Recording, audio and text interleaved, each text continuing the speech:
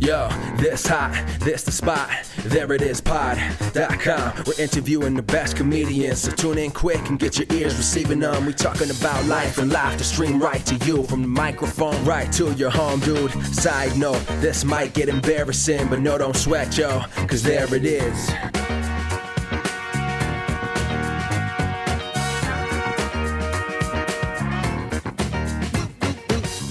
Welcome to the There It Is podcast, a comedy podcast to help you find your inspiration. I'm your host, Jason Farr. Let's do this. Thanks so much for joining us today. We have Elaine Bledsoe on. Elaine is a social media strategist for the Brooklyn Academy of Music, and we talk to her about her experience in improv and sketch and how it helps her in her job. But I do want to mention a couple of things. As I mentioned last week in the mini episode, our dear friend Haley McAfee has her solo show and her children going on at the Soho Playhouse until February 13th. Go check that show out. It's a solo show that she's been working on for quite some time, and put it up in Los Angeles, and now it's in New York City. So come check it out if you are near New York. And speaking of solo shows, our good friends at Gold Comedy have an intensive that is starting next week on February 4th called Build Your Solo Show. Iris Barr is the instructor, and she's been seen on Hacks, Curb Your Enthusiasm, and more. And you can use a link in our bio for this episode to sign up for that class. We have two different links. One if you are a Gold Comedy member, and one for new members. And for 10% off, use the discount code GOLD10P off. Check out those links in the bio. On to today's episode. We have the final Boif on. If you don't know, Boif is the indie team born out of the Magnet that wife of the show Justina and I are on, along with previous guests Max Ross, Davey Gardner, Andy Roberts, Robin McNamara, and today's guest, Elaine Bledsoe. All of their episodes are great, and so is this one. Elaine talks about social media marketing and how improv sketch and storytelling can help you market yourself on social media. She offers some great tips and advice. Let's get right into it. Here's my chat with Elaine Bledsoe. Elaine! Jason Farr. I'm very glad to have you on the podcast. We've known each other for years. Podcast listeners who've stuck around for many years know about Boif. And you're one of, we've had every other member of Boif on now. We've had every Boif member on because we had Robin, Andy, Davey, Justina's on all the time, Max, and you. Wow, I'm Lil late. Boify. I'm sorry. I am Lil Boify. Lil Boify is both a conceptual character who is Jason and Justina's fictional child, but it's also the mini team of just me, Jason, and Justina, which we have performed as once or twice. Yes, yeah, down at the New South Comedy Festival was one of the times in South Carolina, which was a good time. Which you had some roots there. You had grandparents who were in the Greenville, South Carolina area, or in Greenville.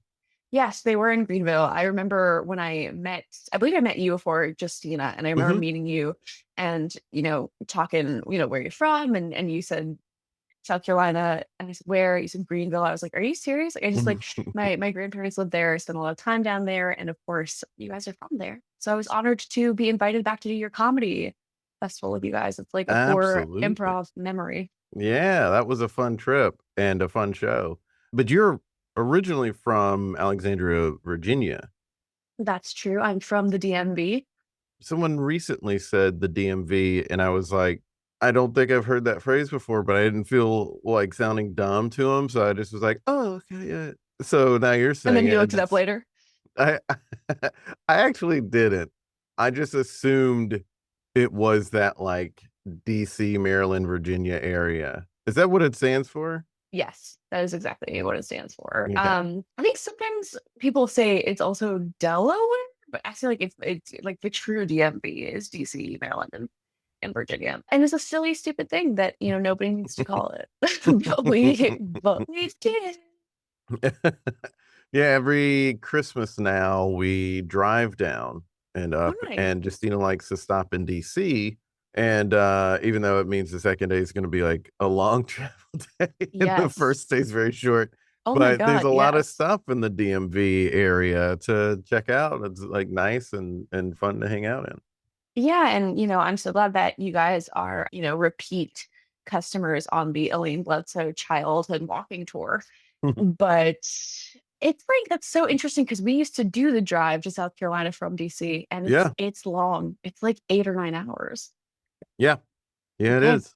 Yeah, Like, it's a long trip, and I had an aunt who lived in DC, and she would do it every year just straight. And like DC to Spartanburg, Greenville, South Carolina mhm. it's not that it's a hard thing to do. It's No, just after a day of already driving, it's not the funnest. yeah, you don't want to get right back in the car. Right, right. But it's doable, and I kind of do like our tradition of going to the DC area or the DMV MV. for For Christmas. those in the know. So you have that upbringing in the DMV. Did you before we met? We met at Magnet level Mhm, 3. mhm. You were doing improv and sketch there, but were you doing any performing before you were at Magnet? Yes. So I performed in high school like a good theater kid, and also in college. So I went to Tufts, and like I am amazed by how much of a comedy scene there was there. I've never heard Mm-hmm. of anyone not at a performing arts school having the amount of comedy that we had. So Yeah. we did have an improv troupe. We had two sketch troupes. We had a stand-up comedy collective. And then during my time there, an organization was started called Tufts Funny Ladies. And we eventually changed the title because we wanted to also welcome in folks who are non-binary. But the idea was to create a space that was less sort of like cis male dominated, Mm-hmm. that was sketch, stand up, and maybe also and there were also like there were two, I didn't really I costume designed for one of the student. There were two student like theater groups, and then there was like the actual drama department. So for a school that isn't like ostensibly a performing arts program, there was a Mm-hmm. pretty robust drama scene. And then in high school, I played every, leading male character except in every play for 4 years, basically. I made for a very hot boy. Yeah, in retrospect, I was like, I think you were just doing drag. Like I had no but I felt so good in my I played Don Pedro in Much Ado About Nothing, and I Oh, felt really? so good in my it was like a 1950s like football, like Grease, if like Shakespeare, if it was the musical Grease. And I felt really hot in my football uniform. I felt like a very hot man. And yeah, we gotta see these early little boy fee Yes. pics and videos. I'll see what I can dig up. I'm sure Your they're mother and father want to see these. sorry, mom. Sorry, dad. Actually, it's really on you guys for being bad parents. Like, should Yeah, you we have this never went framed to in your those. home? Yeah, you guys never came out to my plays. You guys We never were busy. supported. You were a handful, and we were glad to have you out of the house. You have your hand in a lot of different art forms because there's all the performance art stuff, but there's you also mentioned that you did some costuming for shows. But yeah, I mean, I have some of your craft because I still have the mask that you made during the pandemic True. I was like, with your boutique. I did have a store open for a short time called Bubbo Boutique. I don't run Mm-hmm. it anymore. I might get back into sewing soon, but costumes was always like an interest. And obviously during the pandemic being masks. And I've also done other things, outside of magnet theater in the New York scene. Like I did do storytelling, originally trained through Adam Wade's class, highly recommend, but performed storytelling at Gather NYC, which was a lovely Yeah. space. I did improvised Buffy for many years, where it's exactly what it sounds. We made up new episodes of Buffy the Vampire Slayer, and we devised a whole system of improvised fight choreography, which like every choreographer will say, do not ever improvise fighting. And you're not supposed to. Don't do it at home, kids. Yeah. It was like Yeah, I it think was the closest to improvised stage combat is wrestling, professional wrestling. Yeah, and they're and professionals, they're and professionals, and we were not. they know what's going. Yeah, they train really, really well. It's actually really remarkable what professional And wrestlers we trained so little. do. So I think it was not advisable, but we had a lot of fun doing that. And actually out of that project also I did like a spin-off from that was a podcast that we did called The Tableverse. And it was sort of like it was through the path or sorry, it's through the Starfinder system, which is it's Hmm. like D&D in space, but it was, like improv comedy kind of space adventure, which is a lot of fun as well. But that has also retired. So I guess what I'm saying is I'm open for work. Like I want people to start booking me on these projects.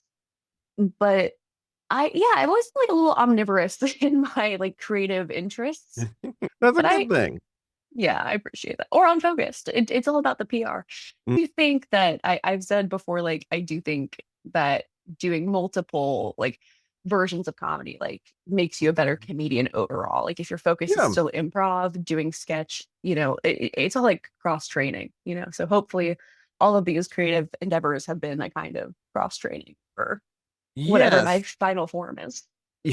Yes. But to that point, because you've done a lot of marketing work and social Mhm, media creation, mhm, and you have noted to me that a lot of the improv and sketch work you have done is something you have to rely on when mhm. doing marketing and doing social media creation. I think with social media creation, there's so much out there that people are probably not surprised to hear that someone who makes stuff on social media would rely on sketch skills or improv skills, but marketing, that's interesting. So what can you tell us about that?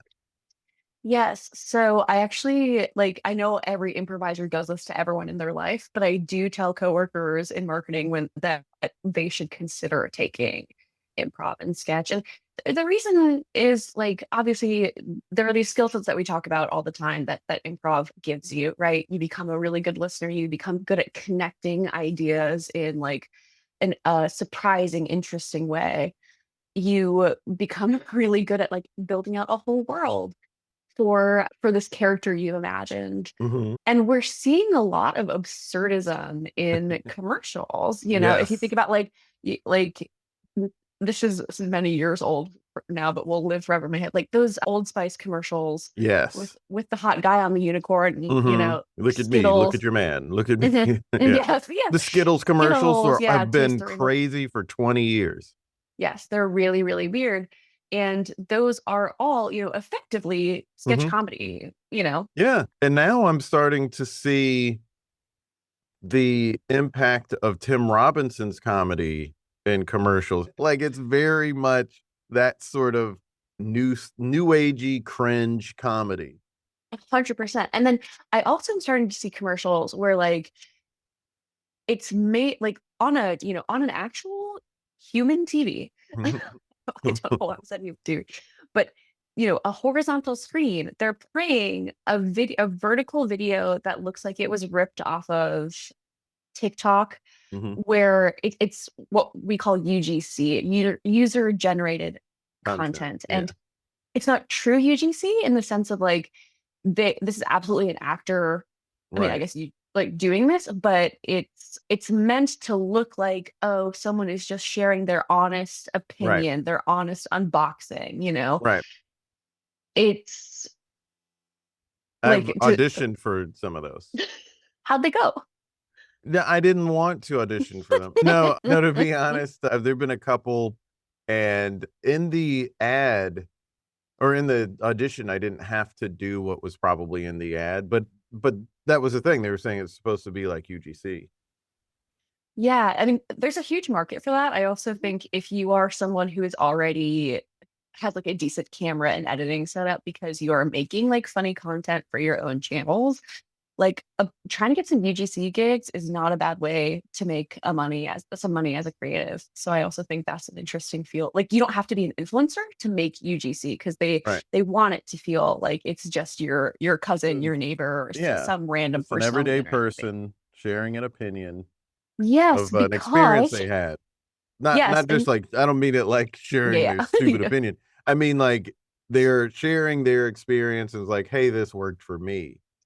Yes, exactly. And I actually think that we're going to see more and more of that kind of Yeah. content and commercials specifically as we're getting into AI Mm-hmm. and like distrust and institutions. Like I think the pendulum Mm. swings back to, okay, what can be trusted? Something that is so clear a human made it. So clear that's a real human on the Right. Yeah. screen, you know? Yeah.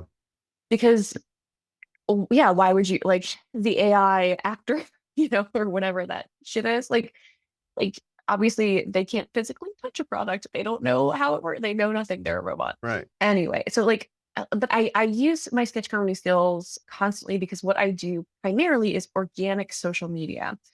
So all that means is it's the thing that an organization might post on their grid versus an ad. Like you get served ads in your feed. That's paid media. That's not what I do. Mm-hmm. And a lot of the times I work at the Brooklyn Academy of Music. We're a nonprofit, and a lot of times I don't have a ton to work with in terms of like we only have so many press photos from a production. We might only have so much video. And because like we're not a playhouse where the show is like rehearsing months in advance and like getting together, sometimes like the actors or artists, dancers, whoever are only in the country, in the city, a couple of days before the show goes up. And by the time that rolls around, like that's too late to really get the word out, right? Mm-hmm. So a lot of the times I'm trying to figure out, okay, how do we tell people what this show is about with the limited resources that we have? And when I say resources, I mean like the limited assets that we have. And sometimes the answer to that is finding someone in the institution who is an expert on the subject. I'll interview folks who are really deep into music history, but sometimes it's like, okay, we go funny. For example, we had a new building open recently, and we did my colleague Ethan Cohen wrote and starred in this like spoof on the AMC Nicole Kidman, Yeah. like we come to the theater to do this. Mm-hmm. It was so funny, a huge hit, Mm-hmm. and beautifully produced by Adam Ginsberg. We had a show this past December, which was a Baroque Christmas concert, and we were having trouble finding ways to get people interested in it because if you're not a classical music head, Mm-hmm. like how do I get you excited about this show? And we finally went again, kind of absurdist. So I painted my face with like a white Marie Antoinette cakey, look, popped on a white wig, but like the rest of me was dressed completely normal. And the Mm-hmm. hook is day 12 of dressing in the Baroque style to count down to this show. And the whole pitch is like, hey, you guys, I think I bit off more than I could chew with this one. Everyone's asking me, like, why are you just like this? And no one is as excited as I am. Because, like, and I had to really fight for this idea. Like, my leadership was like, I don't understand, like, why we would go silly. BAM isn't a silly institution. We're historic and thoughtful and artistically adventurous. And I was like, I understand, but the vehicle is the internet. And so if we want people to pay attention, it needs to be entertaining or inspirational or Yeah. educational. Right.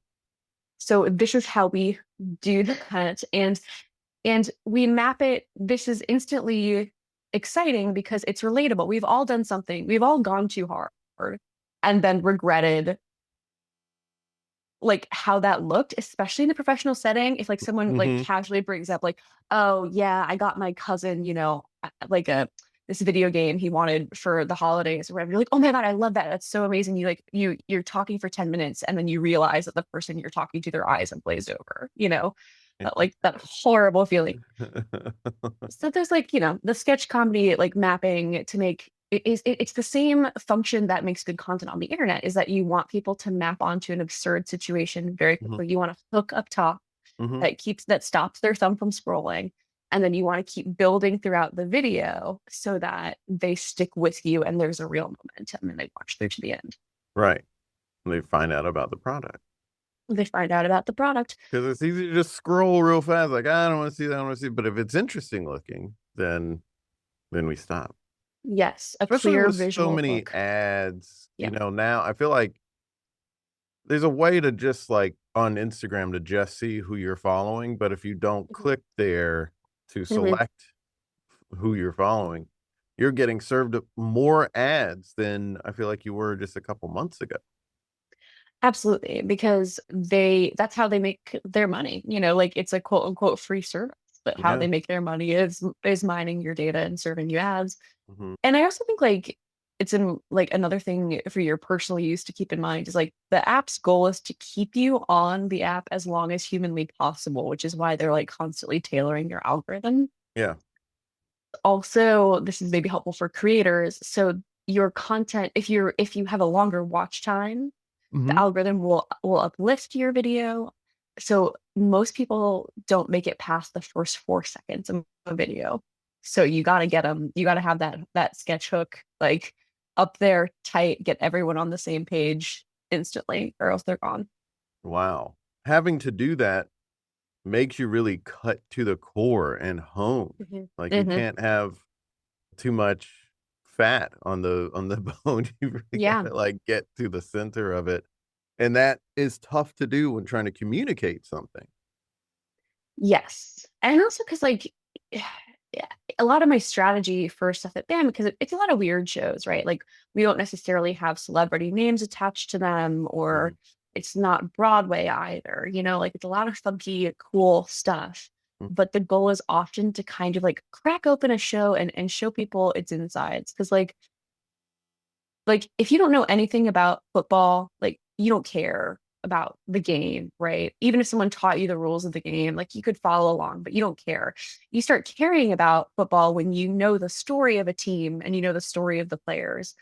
And the same thing is true for these kinds of shows. Like if you've never heard of if this choreographer, this artist, if you don't know anyone in the production, how am I supposed to get you to care and want you to try something Mhm. new and funky?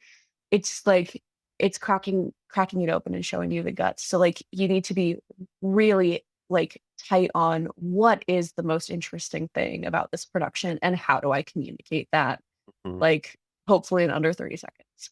Right. What tips do you have for people to help them figure that out? Mhm. Is it just sitting with it for a while until it comes to you, or do you have a method that makes it a little bit easier to get to that quickly? Yeah, I think the first thing is ideation, like, figuring out what hooks for this show reminds me a lot of being in a writer's room, Mm. or of improv. Like, okay, I've got thing A. What does that make me think of? Where can we go from there? Mhm. Mhm. But I think specifically when creating for social media about like how do we cut down? Like I never post like the first edit of the video. I watch it back at least 3 times, noting like where can we narrow down? Where can we like where can we clarify? Like I also it's simple things also like putting on the captions on your video. It's time consuming and annoying, but it is Mhm. so valuable for getting people to stick through the entire video. And it's also things like if you're a content creator or if you're running your own comedy channel or running an institutions channel, like if you want to do this for your day job, doing things like having through lines, having series that people are like, oh, I like this series format. I know to watch out for it. I'm going to watch the next like installment, almost like a TV show. Like creators who do this really well, like you'll notice that it's kind of the same setup each time. It's a different episode, but it's sort of the same mini show Mhm. each time. I'm not sure that really answers your question. It's a little bit like case by case I basis. mean, that is the tough Yeah. thing that I've come to understand about improv, and now that I'm Mhm. teaching it, there's so many Mhm. times where I'm like, "Yeah, you really can't teach improv one way. You really can't tell people, well, this is the way you start a scene." Like, yeah, but there are Yeah. different ways that successful scenes have started. Yes. So I can't tell them that there's one way. Not that our curriculum does that at Magnet. Yeah. When I went into teaching, I thought the more time went on, the more I would hone in on one particular thing to make Mhm. it easy to explain to Mhm. people. Or But one the thing I approach. realized, right. But what I realized was that was not the case. Mhm. What really was the case was that I was discovering all these different ways that a scene can successfully start. You know, like sometimes a scene does start with someone just going, oh, and someone just Yeah. picks up what the vibe is off of that, and then they just yes and it with context. And Yeah, that's a noise a can be great enough. start of the scene. Yeah. And Yeah. then sometimes a scene starts with someone saying, well, Frank, good to have you back. How's your wife? Yeah, very specific. Yeah. And Right. different players, are like I think tend to lean in certain directions too. So I'm sure as a teacher, you're also like tailoring You it got to to your like class. recognize all those Yeah. different ways. You know, you want to help someone with their superpower, but then you also want to help them with the thing that maybe they're struggling with that would be a good tool for them to have in the tool belt. And I don't want to tell them only focus on one of those things, Yeah. regardless of which direction it is. And I do think there are some teachers, or I've heard about some teachers who would say like, no, don't do it that way, do it this way. And it's like, but both can be successful. Absolutely. And actually that like also maps directly onto social media because I would say Mhm. don't do literally the same video over and over, like any institution creator, whatever. Like you can't start ever like if you consider each video is a scene, an improv scene, like you don't want to start each scene with, hey Frank, good to have you back. How's your wife? Right, right. You need someone to start the scene with the like you want like I call it stickiness. Like you want the wall you scroll through to be like, what's that? What's that? What's Mhm, that? And each one to be like cohesive overall. Like you want a good scene, you want a good mhm, video, mhm, a good post, but you also need to approach because not only can you not legitimately make every single video start with, huh, but further, your audience is probably comprised of people who respond more to the "Hey Frank, good to have you back. How's your wife?" Yeah. That's one portion of your audience, and some of your audience is going to be here for the, oh, like Right, or whatever, yeah. Yeah, they're just you have to sort of balance out things too, because mhm, there are other people putting out content and work, and if mhm, everyone's doing the trend, mhm. after a while, it's gonna wear thin on people, and it's not gonna work at grabbing attention. Absolutely. And that is something I get asked a lot. People are like trying to identify, when is the right moment to jump on a trend? And also like which trends are right for me to jump on. And like that's different, I think, from a creator's account. I feel like it's pretty broad to jump on, but from an institutional perspective, like, did you see this summer? So we're going back in TikTok history, but this summer there was this trend that was like, my boyfriend wants to show you his Pokemon card collection. My girlfriend wants See to this. show you her anime collection. Like the shtick was there are two people in frame. One person steps forward and is like, my partner wants to show you their nerdy hobby Mhm, collection. So you better be nice. And then they step back, the second person steps forward. Both are still in frame. And while the person is like narrating their collection, the original speaker is in the back, like hyping them up, like silently, like indicating to the camera, like be loud or clap more, like say nice things, I did not see this trend. But Totally my fair. algorithm is totally messed up from best friend of the show, Clay, sending the weirdest things to our group chat, and that has destroyed my algorithm. Because I saw So, Justina's Instagram algorithm, and it was a bunch of normal stuff. yeah. And you were She's like, like, how do "A I puppy, to good there? advice," da-da-da, and it's like, "What? This can be an algorithm?" I Like, just have I bad coworker music, and it gets increasingly unhinged. I think it's so funny how there are different corners of the internet. But like actually I found this trend because this came across my fiance's algorithm. He showed it to me because he thought it was really funny and I didn't see it until he did that. But I realized that like that was a trend we hopped on at BAM because I was like, you know what? Like the Next Wave festival is like our most avant-garde out there weirdest. I was like, in a sense, the Next Wave festival is our nerdy hobby, Mhm, and this is a great opportunity if someone is representing BAM that they mhm. can tell you about the various shows upcoming. So it's like it's trendy, it's of the moment, it makes sense there. Yeah. And we did a horrible, do you remember those like angry orange videos with like the cutout human eyes and Oh, mouths on yeah. an orange? We Mhm. did that to again, my coworker Ethan Cohen slapped his face on the like exterior of the building and like ran a voice filter, so he sounded really like high pitched and weird, but he like presented the next way season like that, and that was a big hit too. That's crazy. I have to see these. I will send you my portfolio. I was like, I recently was like updating my portfolio, and I was like, damn, like all of this is just like silly sketches and a lot of like me putting my own face on camera. But again, like improv, like as a social media manager, you sometimes like at a bigger team, we might have like specific content creators, or we might do more like we do some influencer marketing, but like I am sometimes the face, the only face available. Mhm. And having those skill sets of like performing and being Right. comfortable on camera, being really silly and being Right. sort of a caricature of myself is very helpful, because like it's weird to put yourself on camera for not your account. Like it's kind of uncomfortable. Right. Um, but it's a good skill set to have. What skills do you think the average person working in marketing or social media creator, what sort of skills do you think they could benefit from taking an improv class or maybe even getting into sketch? Yeah, or even storytelling.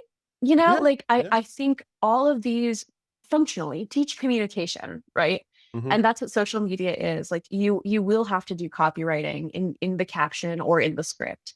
I think being able to connect funky ideas like, hey, wait a minute, isn't this a festival of theater and dance and performances? Isn't that kind of our nerdy hobby? Like doing that weird, like the thing where your improv brain lets you put all this red yarn between disparate concepts and lets you like blow up an idea, explore it, make it super weird. Because to go back to our quick comment about AI and humanness, I think humor is a very it's very difficult to do as humans, right? Like that's not something that like a robot can do, is to be funny.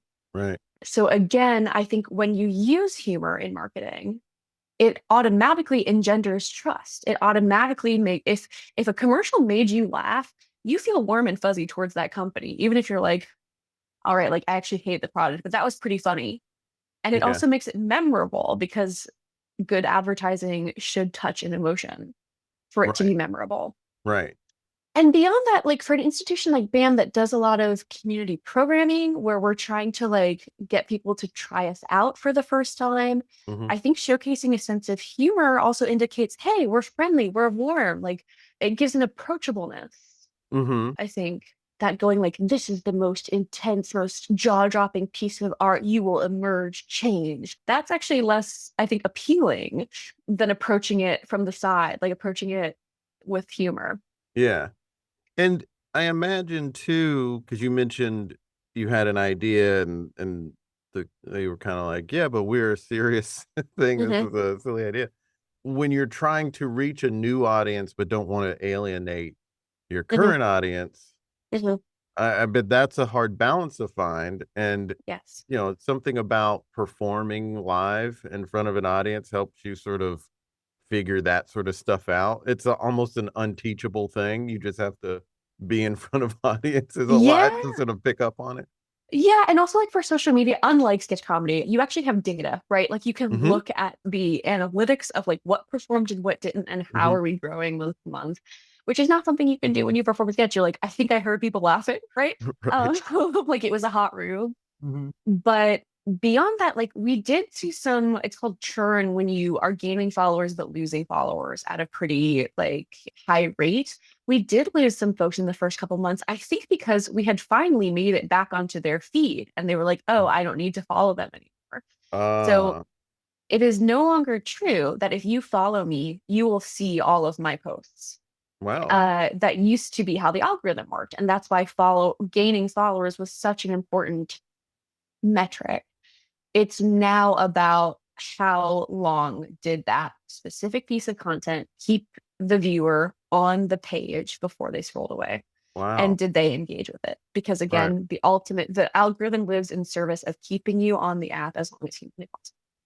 And define for because with doing the podcast stuff every once in a while, I'll see like engagements and stuff. And I'm Mhm. like, wait, I have X amount of eyeballs? How did it get more engagement than that? Like, so what?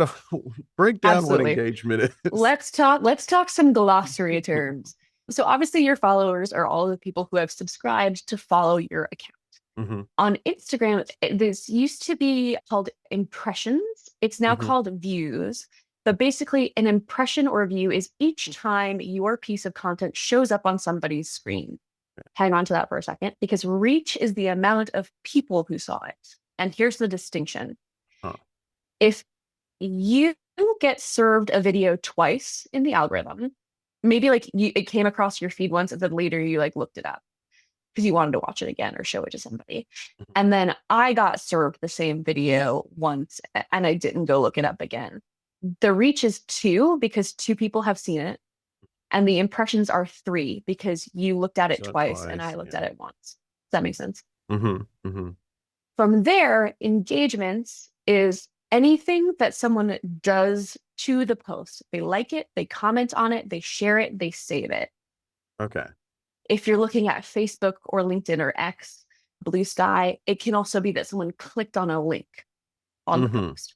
So somebody did something to your post. So That's if an they're if engagement. they see the post and then they click on the person's name so they could go to the profile, would that count as if they do it from the post? Would that count as an engagement? I believe it depends on what channel you are on. Gotcha. There's because on Instagram, for example, there's a functionality where it says how many profile visits, like, did Mm-hmm. you get off this post and how many new followers did you get off this post? It'll show Right. you, like, Yeah. if you're a creator or business account, I don't think they offer this level of stats on personals, but you can like go into the insights tab or the analytics tab and take a look at those. And the last term that it might be helpful to know is engagement rate. And that's just a function of how many engagements happened over how many views. What's Mm-hmm. the percent of all the people who saw it? How many people took the time to engage with it? And that's Mm-hmm. shown as a percentage. Okay. Excellent. How's that feel? That makes a lot of sense. Yeah. It's some of it is kind of what I expected, and then some of Mhm. it was like, okay, good to know. I didn't Ye- necessarily know.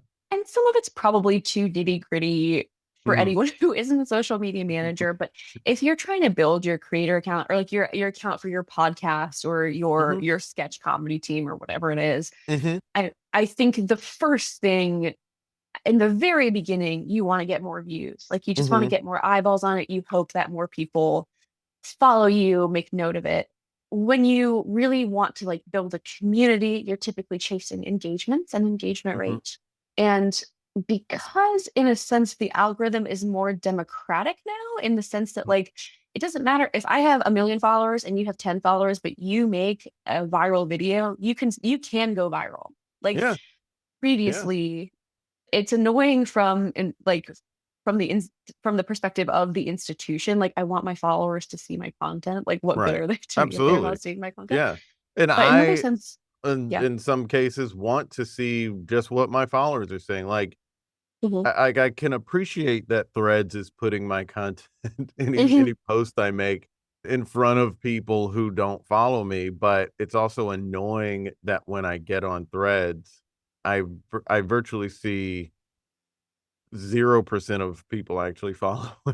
Yeah, it doesn't matter how long I Yeah. scroll. It's like, and if I do see someone that I actually follow, it's because they commented on another post. Yeah. Yeah. And like, isn't that funny? Because they also, again, the algorithm is like sort of encouraging you to engage because Hmm.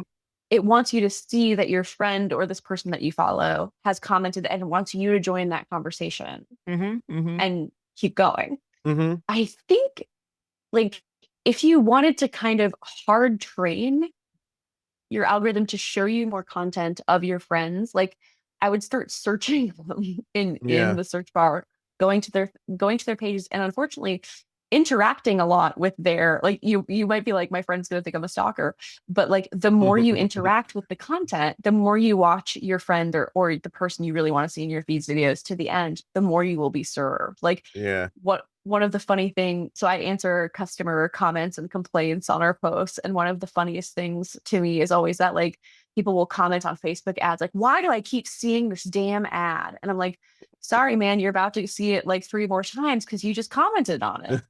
You know, they're like, if you ever see something that you're like, I really don't want this in my feed anymore, click the 3 dots at the right hand corner. You Right. can say, don't show me like this, or it's uninteresting. There's a couple Mhm. different ways that different platforms format it. But Mhm. I will also say, I don't know if this is particularly useful to you, but every time I start a new company, I create a Finsta and follow all of the peers and competitors in that space and train that account's algorithm to send me content in that sphere that as like a pulse check on like what's in the fishbowl. And Finsta being a you, fake Insta, yes, apologies. for those who don't know. Yes, just make a second account, and you can also. I've also done this for hobbies, like actually Mhm. for my sewing. I started an account for my sewing business, but I realized like if I only interacted with like DIYs and other sew shops, like inspiration on that account, that's all I got fed. And then I would keep my personal I would try not to interact with those so that I could kind of like sign off from work, so to speak. Like I would switch Mhm. to my personal when I really wanted to do hobby stuff, not business stuff, because sewing was my business during that Mhm. period. Mhm. So, okay, this is all very illuminating and helpful. I was so glad. I only had the cursory. I, sometimes because I have a podcast, people who are trying to sell their services will Mhm. cold email me, Yeah. and just reading some of the emails, or just like the emails from Google Analytics of like, "Hey, do this for your website." Mhm. It's like daunting. Yes. Just to read the emails sometimes, Yep. it's like, "What are you talking about?" And then I'll click on it Yeah. for Google Analytics, like, "This is too much work, I don't understand." And I'll try to follow the steps, and I guess I do something wrong because it's still not working. I'm just like, "Forget it, I need to hire somebody to do this." Yeah, and like I think that's social media can be really daunting. Mhm. And especially like Google Analytics, Google My Business, Google Web Rankings is a whole other animal. Like Yes. I sometimes that's like that work is like SEO, which is Mhm. search engine optimization Mhm. work. And basically you're trying to make Google happy so that they reward you by listing you higher in search results, right? That work is sometimes lumped in with social media work, but they're kind of two specialties. Mhm. And I think it would absolutely be like, I mean, totally up to you, but totally worth your time to hire someone instead of learning it because it is really, convoluted So and much. weird. But I will say this. It's really easy to get daunted on building your social media. I think also because we have access to you can see so many other podcasts, maybe hosted by celebrities that are like blowing up that have beautiful video editing and to Yeah. go along with beautiful audio editing. And the thing is like don't get discouraged. Mhm. Like everything you do counts. And like they obviously have a whole staff. Like that's a whole different animal. And you can make a lot of impact by just doing small changes, for yourself. I think my advice to anybody, especially anybody getting started with a creative project like this, is it's better to show up on one channel consistently than many channels poorly. Mhm. However, it might be worth like experimenting a little bit in the beginning, like if you're mostly doing video content, for example, publishing to Instagram, TikTok, and YouTube, like even YouTube Shorts, just to see what takes off, like where are you getting the best engagement and be like where are you where are your people? And then you Mhm. could focus in on that if you really need to.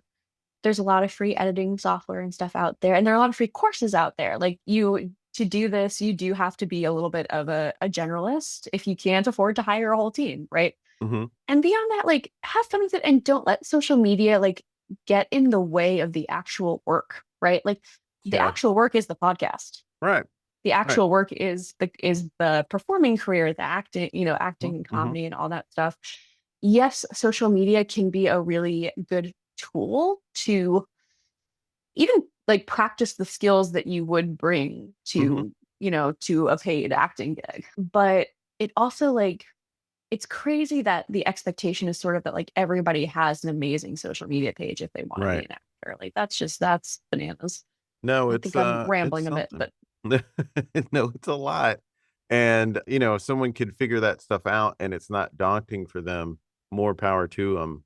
yeah. But for those of us where it is like a lot, then it's sort of that advice Tina Fey says she was given when she was starting 30 Rock, Mhm. which was, we could pay people who can do that. You don't have to Yeah. do that. We can Yes. hire someone Yes. who can do this stuff thing. So that is, if it's beneficial to what you're trying to get out, like I have this podcast, and Mhm. I would like to grow an audience and see it in other places, other spaces. Speaking of, we've reached the end of the episode, so it's time to create something together. Okay. And here's my pitch for what we could create together. So I've had for a long time now this idea, for like over a year, this idea of doing a commercial for the podcast, or like a post for the podcast Uh-huh. that was everybody's talking about there it is, and then just Mhm. showing a bunch of clips from TV shows and movies where someone says there it is. Yes, I love that. But I was thinking about it yesterday, and I was like, oh, how do I set that up at the beginning so that it doesn't come off too hokey, or it's not just me on camera going, everybody's talking, I don't want to necessarily do that. But what is the other option? So how would you get people's attention in the first 4 minutes for something like that? First 4 seconds, my love. I'm sorry, but it is the first 4 seconds that What you did need I to focus say? on. Minutes. Oh, yeah, first 4 moments. First 4 Um, moments. First 4 first frames. No, four. first 4 seconds. Okay, so like my first thought was like I could also see it almost like a hit ad, like where it's like everyone like people are worried about where it, and it's all sort of like dramatically coded where it's like there it is, there it is, there it is, like but no need to worry. I'm Jason Farr and I'm here like on in my campaign, like I'm sort of picturing like there's like that version, but I think a little cleaner might be something like I think you would be like, I wouldn't come in like bubbly like that. I think you would be like, what is this thing? Host it like you're a creator, right? Like pretend you're one of those creators who's doing kind of like one of those investigative like journalism Oh, bits, wait. right? Like So, you'd be like, yes, what is this thing that everyone is talking about? And then run all of the clips. that would And work. And you know what else I've seen a lot? Mhm. Trend I've seen a lot? It's like people pretending they're on a podcast. Mhm. And it's like, yeah, so, and they're like talking to somebody. There's a guy, the V Shred guy. I Mhm. don't know if you've been served his ads. It's like a workout thing, but there is a version of one of his commercials where at the beginning he's on a mic and he's sitting in front of a certain background, and it's made to look like he's on Rogan, but he's not. Oh, gross. But for so many reasons, but so clever, right? Because Yeah. it's like I wouldn't recommend doing this as a like business strategy, Hmm. but like it's so clever because Rogan's done the work of branding the space, Right. those podcast videos that you like someone watches it and instantly knows where he supposedly is. Right. Like, and they never make a claim to it. They never, It's put pretty it in dirty. writing anywhere, but that's Yeah. pretty dirty marketing. But I But like this idea of being like, hey, so like, what is this thing? Like I've seen that there's like a channel called like, I think 80s Excess. It's like a true crime space, but there was like, so let me tell you the story of like what happened to, Jason Farr in 1880. I feel like, so I think actually if you are a creator and you're trying to get your creative thing out there, this is a great moment to like host like that. Like look at what other channels are doing seriously and Mhm. spoof it to Mhm. announce your own thing. Mhm. Like any improviser or sketch comedy comedian is queen of the spoof, right? Like Yeah. get on it. Okay, great. Well, there it is. There it is. Thanks so much for being on the podcast, Elaine. Jason, thank you so much for having me today. It's just also delightful to see your face and hear your voice. This has been a riot. Such great advice and information, so I hope you can utilize that. Follow Elaine on Instagram at Elaine Not Seinfeld and the Brooklyn Academy of Music at BAM_Brooklyn. Don't forget to check out the links in the description for the Gold Comedy Solo Show Intensive starting February 4th and get 10% off with the code. Follow us on Facebook, Instagram, and Threads at There It Is Pod, and subscribe to our YouTube channel at There It Is. And follow me on and Instagram and Threads at JasonFarPicks. Also subscribe to our comedy lifestyle newsletter and support us if you can. We have a Patreon and a PayPal. Go to thereitispod.com for newsletter and support info, links in bio. Until next time, be good to each other. It's a moral imperative. The music for the theme song was created by Neil Brooks. The rap was written and performed by Nick Acevedo. The logo for There It Is was created by Jeff Prater. The There It Is podcast is produced by Jason Farr.